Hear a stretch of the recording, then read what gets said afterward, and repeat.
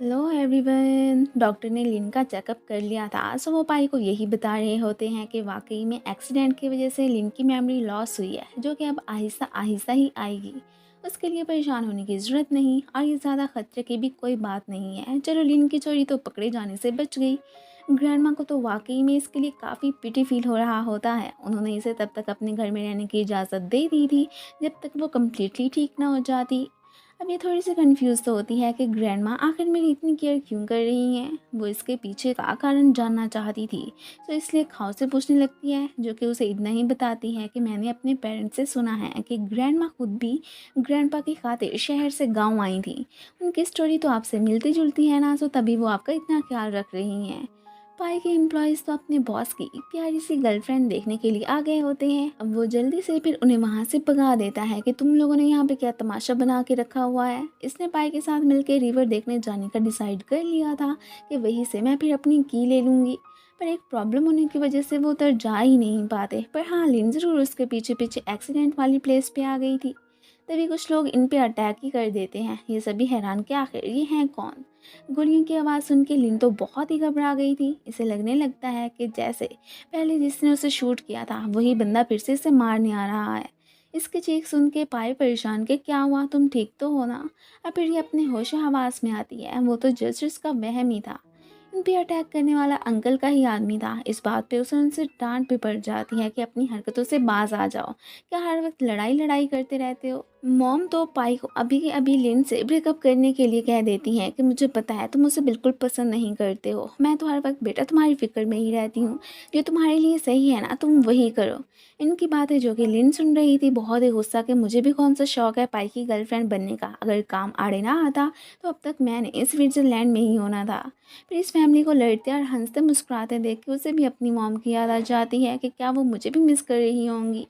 अब जैसे ही थोंग के फ़ोन पे उसकी नज़र पड़ती है तो वो उठा के मॉम को कॉल मिलाती है। अब आगे से मॉम और नेट की शादी की प्लानिंग की बातें सुन के वो बहुत ही हर्ट होती है एंड बिना कुछ बोले फ़ोन काटने के साथ साथ नंबर भी डिलीट कर देती है।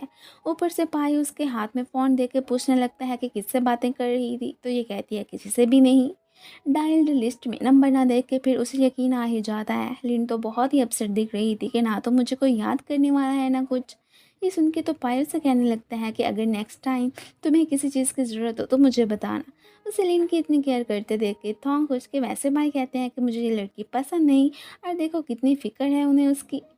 नेट को जब यही पता चला था कि लिन लॉकर की लेके भाग गई है, तो उसने अपने आदमी को उसे मारने के साथ साथ उसका सामान लाने का भी कह दिया था। पर इसमें से की ना देख के उसकी हालत ही ख़राब हो जाती है और वो फिर से अपने आदमी को वो की ढूंढने गांव जाने का ऑर्डर दे देता है। आज फिर लिन का प्लान पाई के साथ रिवर पे जाने का था, पर रास्ते में फिर से कोई प्रॉब्लम क्रिएट हो जाती है। फिर से थप के आदमी इन्हें परेशान ही कर रहे थे। अब जाके फिर पाए कुछ मामला सुलझाता है। उसे इतना भी शक होने लगता है कि पहले वाला हमला भी इन्होंने ही किया होना। लिन खुद ही रिवर पे जाने लगी थी, तेजी में जाते हुए थप से टकरा जाती है। वो हैरान कि तुम क्या न्यू इस गांव में आई हो, तो ये कहती है हाँ, मैं पाई की गर्लफ्रेंड हूँ।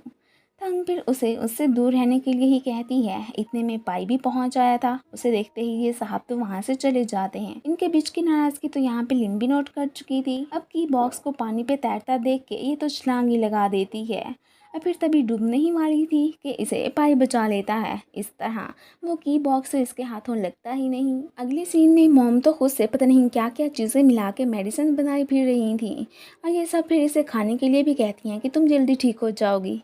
वो खाने को तैयार नहीं होती तो फिर इसे ज़बरदस्ती वो दवा पिलाने ही लगी थी। अब तभी बाकी सब ये देख के एकदम शॉक ही रह जाते हैं कि आप क्या कर रही हैं।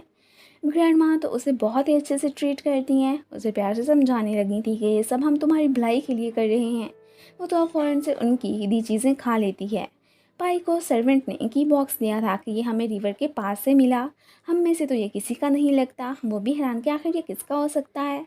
जैसे ही वो लिन को न्यू लुक में देखता है तो बस देखता ही रह जाता है। वो काफ़ी प्रीटी जो लग रही थी। रात को फिर हमें उसे काफ़ी दुखी दिखाया जाता है। यहाँ पे वो अपनी गर्लफ्रेंड की फ़ोटो ही देख रहा था। उसे इस वक्त उसकी बहुत याद आती है। असल में वो लड़की नमन थक की ही कज़न सिस्टर थी जिसे वो पसंद करता था। दोनों ने तो इवन शादी तक करने का डिसाइड कर लिया था, या कर भी ली कोई पता नहीं। फिर उसने सिटी जाने की जिद की। आगे उसे जाने की इजाज़त नहीं देता, पर वो जाने ही लगी थी कि एक्सीडेंट होने की वजह से उसकी वहीं पे डेथ हो गई। उसके पीछे का कारण कोई नहीं जान पाया। वह उसके बाद से इसने तो लव के चक्कर में ना ही पड़ने का डिसाइड कर लिया था। अगले ही दिन वो लिन अर्थोंग को बाजार लेके जाता है कि जो खरीदना है खरीद लो। लिन के मांगने पे इसने कुछ मनी उसे पकड़ा ही दी थी। वो चुपके से फिर यहाँ से साइड पे हो जाती है। उसे ना देख के थोंग परेशान कि अरे ये लड़की कहाँ चली गई। यहीं पर ही पाई का कुछ आदमियों से झगड़ा हो गया था जो कि सैंग के डैड के ही बंदे थे। वो कोई प्रॉपर्टी वगैरह का काम करते हैं, तो उसे भी अपनी लैंड सेल करने की ही बात करने लगे थे, जिसका ही उन्हें कोई रिस्पॉन्स नहीं देता। इनकी बातें तब भी सुन चुका था। अब हमें पता चलता है कि असल में वो फार्म लैंड तो इसी की बहन ने ही पाई को दी थी। सो वो समझता है कि बस ज़मीन लेते ही इसने नमन को मार दिया, और यही कारण था कि हर वक्त ये झगड़ा करते रहते हैं। वो कहता भी रहता है कि मैंने कुछ नहीं किया था, पर कोई यकीन ही नहीं करता। थोंग बेचारी भाग के आके इसे बताती है कि लिन कहीं गायब हो गई है। उसकी टक्कर सैंग से हो गई थी। उसने भी सुन रखा था कि ये पाई की गर्लफ्रेंड है। सो इसकी खूब इंसल्ट करने लगती है। वो भी इसकी टक्कर का ही जवाब देती है। तभी अचानक इसकी नज़र खुद पे अटैक करने वाले बंदे पे पड़ जाती है। वो भी इसे देख चुका था। अब ये फिर उन्हें धक्का दे के वहाँ से भागने लगती है। अब जिसकी जीप में जाके छुपती है, असल में वो तो थपकी थी। ये तो शुक्र है कि इस पे थोंग की नज़र पड़ चुकी होती है। सिटी में मॉम को पता चल चुका था कि बॉब ने लिन को धोखा दिया है। वो उस पर बहुत ही ज़्यादा गुस्सा करने लगती हैं। उन्हें ये बात तो फिर लिन ने बताई ही नहीं थी। अब इधर लिन को देख के ये सभी हैरान कि ये हमारी गाड़ी में कैसे आई। खैर अभी तो बिना चूंछ रहा किए उसे पाई के हवाले कर देते हैं। वो इसे देख के काफ़ी रिलीफ फील करने लगा था कि शुक्र है इसे कुछ हुआ नहीं। सैंग घर पे बहुत ही गुस्से में थी कि पहले नमन ने मुझसे पाई को छीनने की कोशिश की, और अब ये लिन लड़की आ गई है, इससे निपटना तो पड़ेगा। इधर ये तो आइंदा थप लोगों से इसे दूर रहने को कहता है, और ये भी पूछने लगा था कि तुम वहाँ पे पहुँचे कैसे। अब जैसा इसने उन्हें बताया था वैसे ही इसे बताने लगती है कि एक परवट मेरे पीछे पड़ गया था, सो उससे बचते हुए मैं गलती से जीप में बैठ गई। वो अब उसे बताने लगता है कि आज से मैंने तुम्हारे लिए एक घर का अरेंज किया है जहाँ पे सिर्फ मैं और तुम रहोगे। आखिर को हम गर्लफ्रेंड और बॉयफ्रेंड है ना। खैर मॉम ने पीछे से खाओ को ही इनके साथ रहने के लिए भेज दिया था। पीछे से खुद भी इसे लेक्चर देने पहुंच आई होती हैं कि आज से घर के सारे काम तुम खुद ही क्या करोगी, कोई तुम्हें सर्व नहीं करने आएगा। वो इस बात से बहुत ही चिढ़ती है। ग्रैंड माँ अपने पोते को लिन की केयर करने के साथ साथ लंच भी थमाती हैं कि उसे दे देना। वो बहुत ही नाइस लड़की है।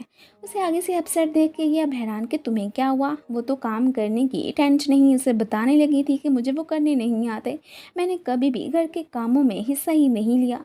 वो फिर सस्पिशियस होकर पूछने लगता है कि मीन तुम्हें पास्ट की मेमोरीज याद आ गई हैं। अब आगे से वो बात को चेंज कर देती है कि नहीं ऐसी तो कोई बात नहीं है। दूसरी तरफ मॉम को अपनी बेटी की वाकई में फिक्र होती है कि पता नहीं वो इस वक्त कहाँ पे होगी, सही भी होगी या नहीं, क्या कर रही होगी। घर पे ही कुछ लोगों ने लिन पे अटैक कर दिया था। पाई फिर उनकी खूब दुर्गत बना के वहाँ से भगा देता है। साथ में परेशान भी था कि अब आखिर ये कौन है। इन्हें सैंग ने भेजा था लिन को निपटाने के लिए। ये तो फिर लिन को उठाता अंदर ही जाने लगता है। वो इससे घर की चीज़ें बाय करने की भी बात कर लेती है, जिसके लिए वो साफ इनकार भी कर देता है। अगले दिन इसे शॉर्ट ड्रेस में देख के मॉम गुस्सा कि तुम यहाँ पे मर्दों को सड्यूस कर रही हो, शर्म करो कुछ। तो वो कहने लगती है कि ये किसने कह दिया आपको, आपका बेटा भी तो बिना शर्ट लिए पूरे टाउन में घूम रहा है। मॉम तो उसे देख के एकदम सरप्राइज। अब जैसे ही उनके सामने पाई से रोमांटिक होने की कोशिश करती है, मॉम तो फिर भड़कती वहाँ से चली जाती हैं कि कितनी क्रेजी लड़की है ये। अगले दिन फिर पाई को पता चलता है कि लिन ने सारे एम्प्लॉय से पैसे बटोर के फिर मशीनरी वगैरह का सामान खरीद लिया है। वो तो अभी के अभी उन लोगों को ये ऑर्डर वापस लेके जाने के लिए कह देता है। साथ में इसे डांटने भी लगा था कि तुम्हें बेचारे मासूम से लोगों के पैसों का ख्याल रखना चाहिए, तुम उनके साथ ऐसे कैसे कर सकती हो। अगर तुम्हें इन चीज़ों की वाकई में ज़रूरत है तो खुद उनकी तरह आके फार्म्स में काम करो, और फिर जो पैसे मिले उनसे चाहे जो खरीदना, कोई तुम्हें कुछ नहीं कहेगा। ये भी नखरे से कहती है कि क्या मैं पैसे कमाऊं, अब ये तो कभी भी नहीं हो सकता। और फिर इसी के साथ ही ये पार्ट ख़त्म हो जाता है। Thanks for watching.